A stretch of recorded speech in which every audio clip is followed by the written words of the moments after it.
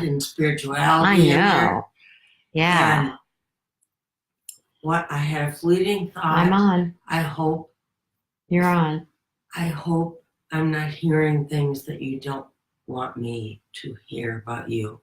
No, not at all. Okay. I'm an open book for you, sister. Hi, guys. I'm chatting with my sister, which is awesome. Good to see you. Good to see you. Good to see you. Woo! I put a shirt on, but you can still see my yoga clothes, but that's okay. Who cares? Who cares? Right? All right. Yay. Here we are. Wednesday night. Oh, I'm going to turn this. You see, I added a tree to my office, my cardinal tree. I have all these beautiful, beautiful cardinal ornaments. So I have a cardinal tree, and I totally love my cardinal tree, but I'm not sure I'm loving it in here, and I'm bummed out about that because the rest of the office is like pink, yellow. See the pictures? See the picture? That's that color. And then my red cardinal tree, I'm not sure. Anywho, that's where we're at. All right, so you know what we're going to talk about tonight? Thank you, Tiffany. I wasn't sure what I was going to talk about tonight until just a minute ago. And I was educated by some of my friends about apathy when it comes to addiction. And you know what I think?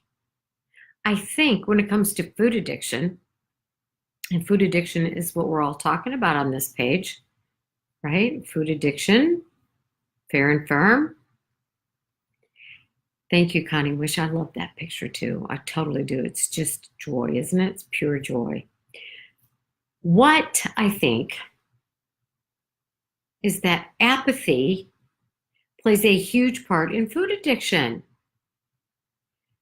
And so I want to talk about that because I was thinking earlier, and I asked the people that were on the other live thing, I'm like, help me with this apathy thing in relation to addiction. Because I was having trouble thinking about how I engaged in apathy with the addiction. And you know what? I got very educated. Hi, Mary. I love you too. Apathy. I don't give a rat's patoot. I'm going to eat it anyway.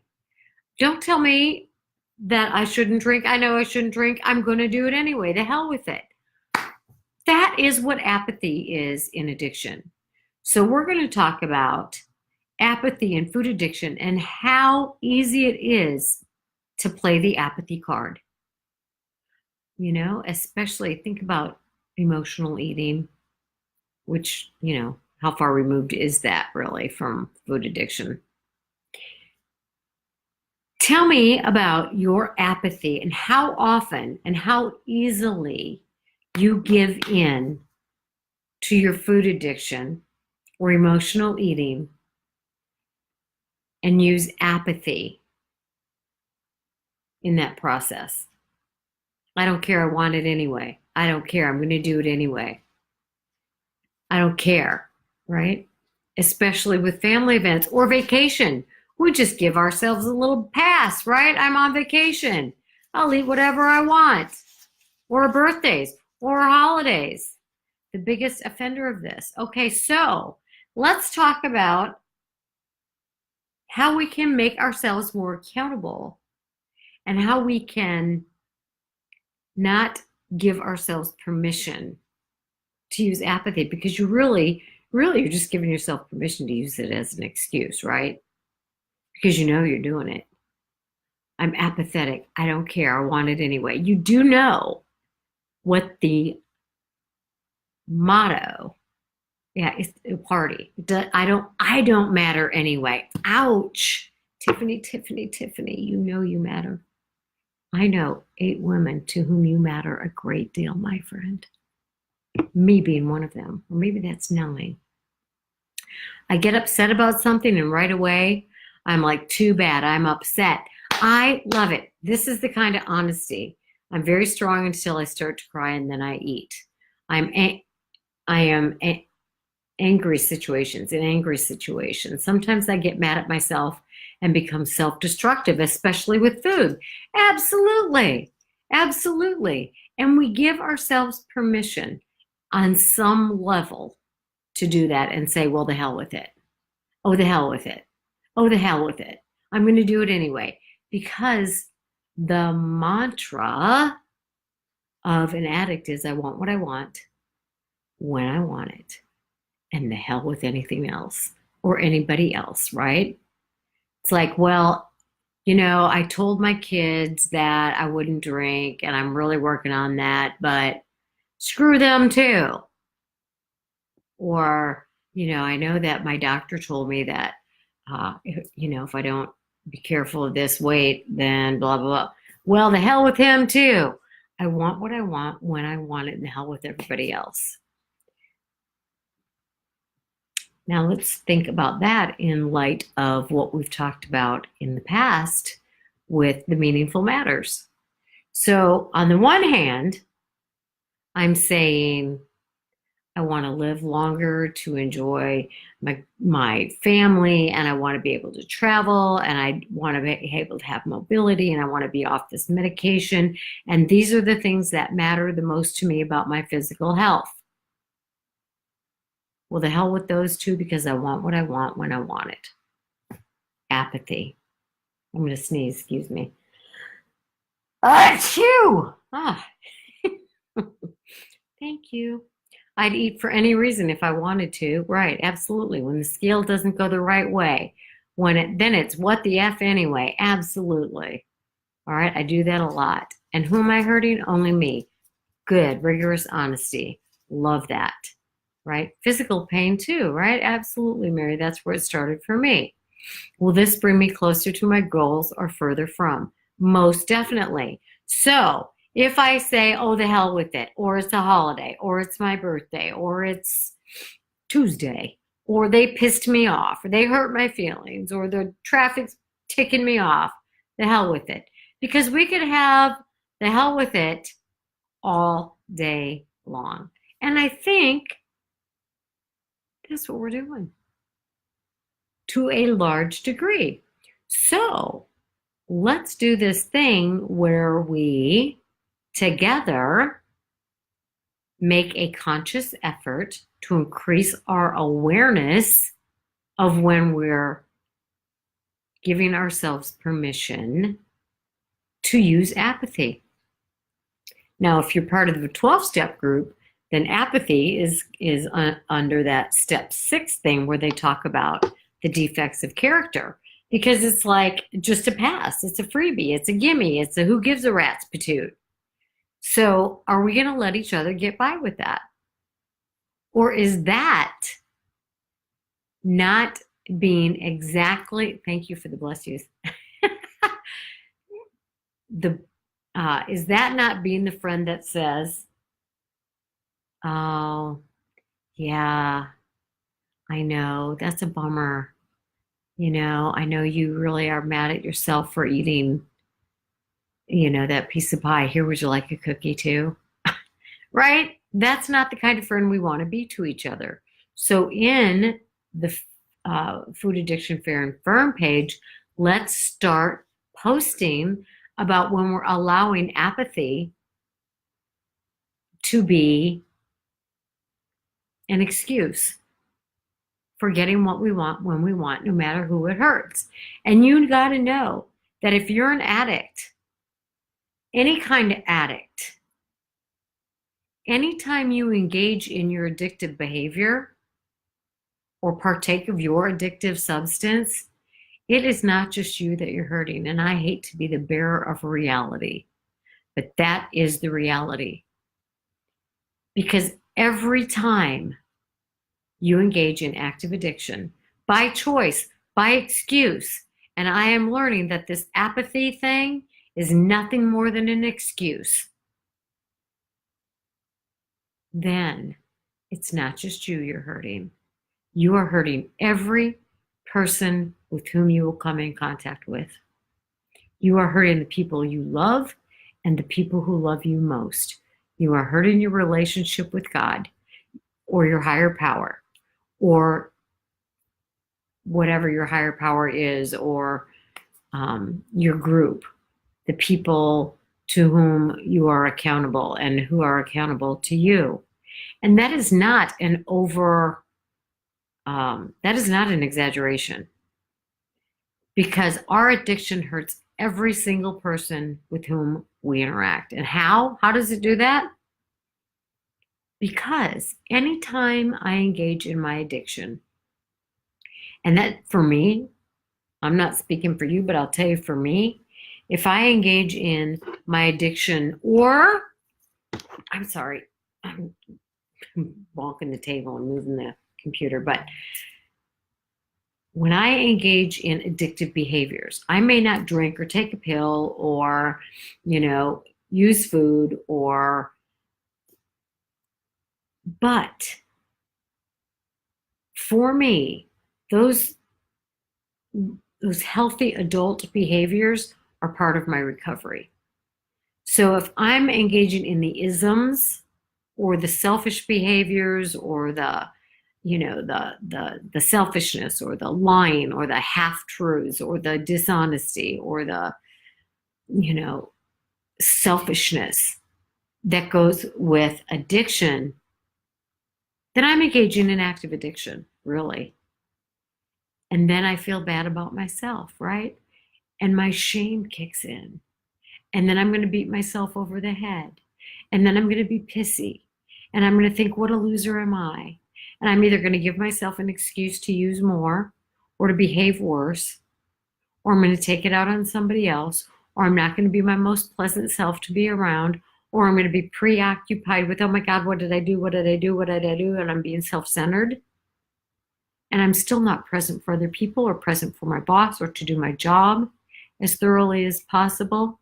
So anytime we engage in active addiction or addictive behaviors or attitudes or isms, then we are not just hurting ourselves. We are hurting other people. And for a lot of us, that matters more than hurting ourselves because we don't matter. Tiffany said that earlier. I don't matter. I don't matter anyway. Yes, we all matter. You matter to the people you work with. You matter to the people you interact with online. You matter to the people in any kind of group you're involved with. You matter to your creator. You matter to your dogs. You matter to, the people that you work with. So Tiffany says, I messed up on Monday, so I guess next week I should try again next week, right? So that's another apathy. Screw it. I'll start again next Monday. No, that's just a pass. That's an excuse. Good for you. Very honest. Sabotaging thoughts are always ready to take hand over our mind. So true, right? Because your addiction is live and well, whether you're using or not. It doesn't go away. It goes a little bit dormant, but it's ready to grab hold of you at all times. And this is why I never miss the 12-step group meetings. Amen. Because we got to be on top of it all the time. Cunning, baffling, and powerful. Your food addiction is cunning, baffling, and powerful. And it's waiting to sabotage you at a moment's notice. And we are our worst enemies. And when we give into that stinking thinking, we're sabotaging ourselves and we are hurting everybody we care about. Hi, Trisha Ann. I'm glad to see you're here. You're doing better. Okay. I am a food addict. Me too, Nancy. Me too, Nancy. This is just part of the immaturity, an adult temper tantrum. Terry Shaw, I want to tell you something. I've been noticing your posts, and I have been noticing the absolute improvement in your self-talk and your attitude, woman. You are kicking some recovery butt. And I am so impressed. And you're right. It's an adult temper tantrum. And that's not adulting, right? And people in recovery are working on becoming healthier adults so that we don't let that little child who wants to have a little temper tantrum and stomp their feet and say, I want what I want when I want it, and the heck with everybody else. I want what I want. They don't get to run the bus, right? The healthy adult says, of course you want that. That would be tasty and yummy, but that's not good for you. And we set boundaries for ourselves like we do for children because it keeps us safe. All right. I have really come to believe that my success in any of my addictions is community. So true, Mary. I mean, where would we be? Who would I learn anything from, for God's sake? If I only knew what I knew, I would be doing what I did all that time because I didn't know any better. I didn't know anymore. I was so ill-equipped. So ill-equipped. Not because people I knew and lived with and grew up with were bad or stupid. They were ill-equipped. And they may not have had the resources. They may not have sought out the resources, but for whatever reason, they were ill-equipped from their ill-equipped people. So somewhere along the line, somebody's got to get equipped. And that's the community. We help equip each other. Mentors, sponsors, therapists, other people who have been down the road and are further along than we are. That's how we equip ourselves, right? Podcasts, Google, all these things. All right, let's see. I love you guys. This is so amazing to me. It helps me every day of my life. I've really come to believe that my success is community, right? Especially with God. Community with God. Love that, right? Community, communing, conversing, having a relationship with, communicating with God.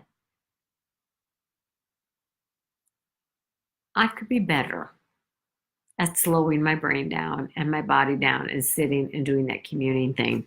But I'll tell you what, when I do it, it's amazing what happens. It's amazing what happens.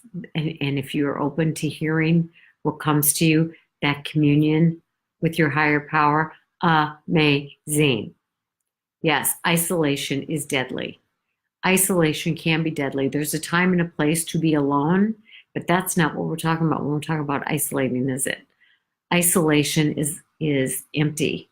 It's cavernous. It's panicky. It's scary. It's empty. It's void. And we need community.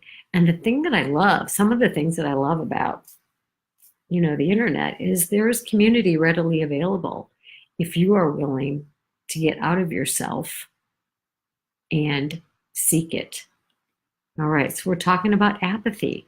We're talking about apathy in our recoveries and giving in and giving ourselves excuses. And I would love if we would all join forces and use our community to commune with each other on our Facebook page about how we're allowing ourselves to give in to apathy and let it be an excuse.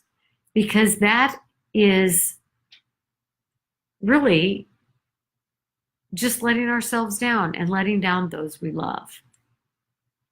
All right, I feel weird now if I don't start every day with my devotions and prayer time. That is so beautiful. And what a good practice. What a good practice. And honestly, we need to every single day, whether it's, optimally doing exactly what you're doing, Nancy, is, taking that time for quiet, intention and setting an intention for the day and recommitting and reminding ourselves that apathy is not an option and that my recovery and my relationships with myself, with my higher power, and with other people depend on my sobriety. My relationship with myself depends on my sobriety. Terry is superwoman. We're all superwoman. Recently, I found old alcohol in the back of my closet, and I didn't think too much before I dumped it. But afterwards, when I saw the recycling guy take the bottles away, I thought things like in the past, I'd take the opportunity to drink because I had the day off. And I thought of the group and how could I lead a group if I did drink? I was grateful to God and my progress and prayed. Oh my goodness. How awesome is that? That accountability thing and taking that seriously and knowing that you matter to other people and that other people are counting on you. And how awesome it is, by the way, that you are doing that. My heart just goes out to you with a million thanks. And for all of you guys and your comments and your support of one another. Thanks for sharing what you know with us. You're welcome.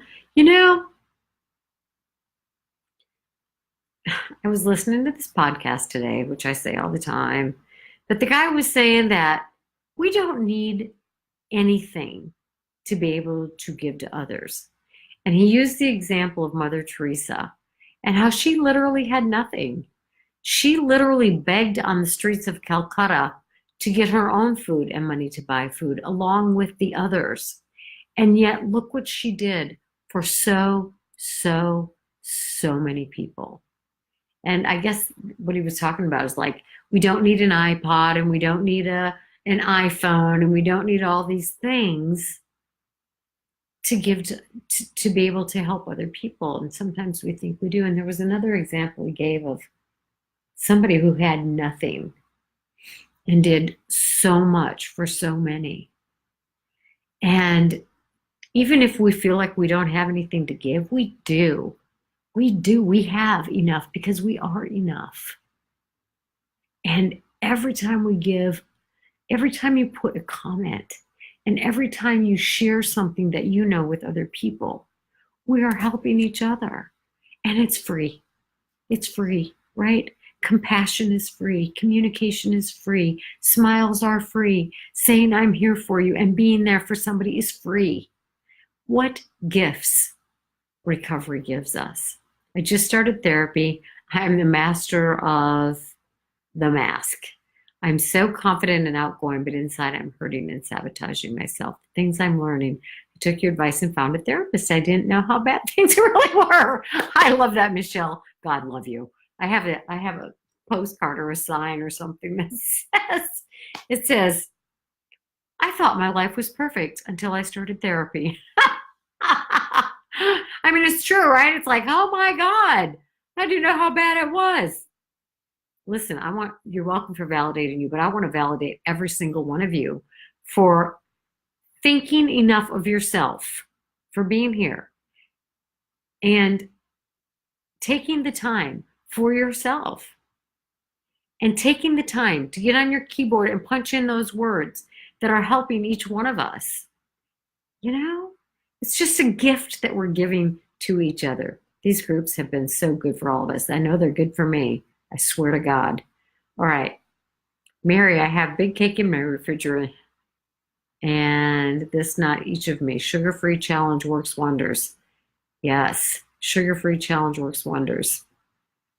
Let's see. Nancy makes the difference in a good day or not. Me too, Nancy. Yeah. Let's see. Look at all the people who are just joining. Welcome, everybody. Cheryl, hi. You know what? You guys know who Vera Tarman is, right? She's doing a sugar-free challenge. She's the woman who wrote Food Junkies. And if you just look her up on Facebook, you can find the information on it. Hi, Karen. Oh, my goodness. This is so awesome, you guys. So we're talking about giving ourselves passes by using apathy as an excuse to eat, not caring. And we are saying that every time we give ourselves an excuse, just to say I'll start next Monday or what the hell or it's a holiday or no. Addiction is an everyday issue. Recovery is an everyday process. If we want what we say we want, are we willing to go to whatever length it takes to get what we say we want? How easily are we thrown in the towel? How easily are we engaging in apathy, which is not going to get us where we need to be or where we say we want to be? So my challenge for all of us is to engage in holding each other accountable, holding ourselves accountable and say, I almost gave into apathy, but I thought of the group and I chose not to. And we're going to go, yoo-hoo, yeah, woo-hoo. And we're going to acknowledge each other. Dawn, tomorrow's my 50th birthday, and I'm so proud to, oh my God, telling my husband not to give me a cake. Go you. Beautiful. I commend you. That is going to any length. Beautiful. All right. We just high-fived each other. Good for you, Dawn. Amen, amen, and happy birthday. Absolutely, happy birthday. I have a mug that says, my therapist says it's not my fault. That's hysterical. All right. I thought my life was perfect till I started therapy. Is that a riot? Oh my God. All right. You guys, thanks. No sugar September. Woohoo! Absolutely. And I know I talk about this, but let's do this together, okay, guys? Let's do this thing where we do the water challenge. Anytime you want to reach for sugar, or anytime you want to reach for those processed carbs, or anytime you want to engage in apathy, or you're engaging in I don't matter, or whatever that crappy BS crap is. Yeah, Dr. Tarman's challenge is great and so informative. Thank you, Marta. Good. I'm glad. That's good. Let's all participate in it. Let us engage in water. Let's develop the water habit. Anytime we want to eat sugar, or anytime you want to smoke a cigarette, or anytime you want to take in a drink of alcohol, let's all do the water thing. So start posting pictures of yourself doing the water challenge. Seriously, this is how I stopped smoking. And I agree, Terry. Dr. Tarman does work tirelessly in the field of food addiction, and we are all grateful for her. All right. All right, guys. So what I've learned is I do psych consults in the ER, and I have compassion of a saint, but I find ways to be so abusive with my self-talk. You go, Michelle. Time to engage in self-compassion. All right. Oh, Tiffany. Your retreat was the best thing I have ever done for myself. There was no magic pill, but the tools and sisterhood have been priceless, and you are priceless. You do not know your value, Tiffany. Oh my God, you are priceless. Priceless. Continue to give yourselves to others. I'm telling you. You guys, thank you so much. Water shots. Yes, Nancy, totally. We're back to doing water shots. All right, Melissa, hi. Didn't even see you. The water habit works. Even just between meals. If I have a full bottle of water, then I make myself wait for the next intake of food. Awesome, awesome, awesome. You guys, isn't that a joy? Does it not make your heart happy just to be here together and see each other? All right, guys. I don't want to leave, but I have work to do. Actually, you know what I'm going to do tonight? I'm not going to work. I've been working a lot. I might do a little, but I can assure you, I will be watching The Young and the Restless while I do it. I totally love you guys. I will see you soon. This will be on, you know what, I'm going to go post this on YouTube right now. I have the last 2 weeks to do too. All right. Many hugs, much love. Talk to you soon. Pass it on.